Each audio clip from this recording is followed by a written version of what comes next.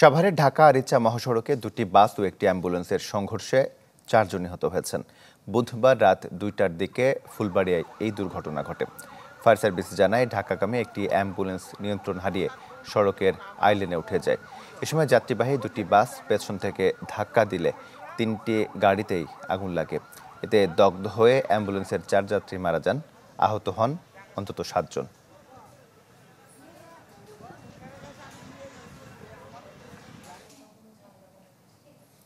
দর্শক, এ বিষয়ে আরো খবর জানাতে সাভার থেকে আমাদের সাথে সরাসরি যুক্ত হচ্ছেন সহকর্মী অপু হব।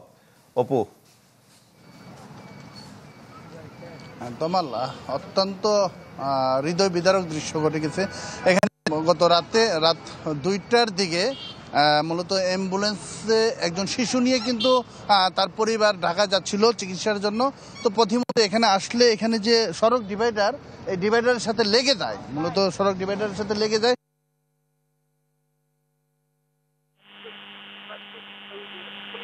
এই বাসটি ওই অ্যাম্বুলেন্সের উপর চলে যায়। তার পরপরই কিন্তু আরেকটি বাস এসে এই বাসের সাথে ধাক্কা লাগে। মূলত এখানেই তারপরে পরিবহনে আগুন ধরে যায় এবং অ্যাম্বুলেন্সটি সহ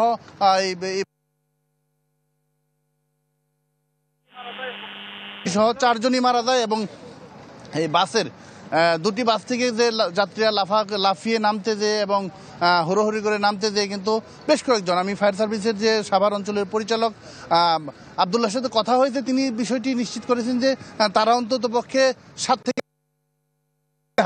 দিয়েছেন। এর বাইরে স্থানীয়রা কিন্তু উদ্ধার কাজে হাত দিয়ে অন্তত পক্ষে 10 থেকে 15 জন হাসপাতালে পাঠিয়েছেন।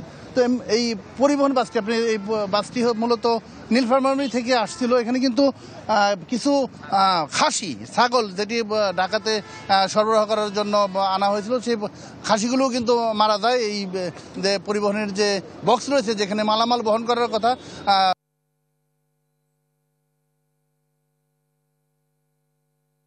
মারা যায়। তো এই এখন পর্যন্ত আহত যারা রয়েছেন তাদের মধ্যে আশঙ্কাজনক কেউ নেই, তবে অধিকাংশ ক্ষেত্রে তাদের পা ভাঙ্গা এবং তাদের চিকিৎসা চলছে। তমাল।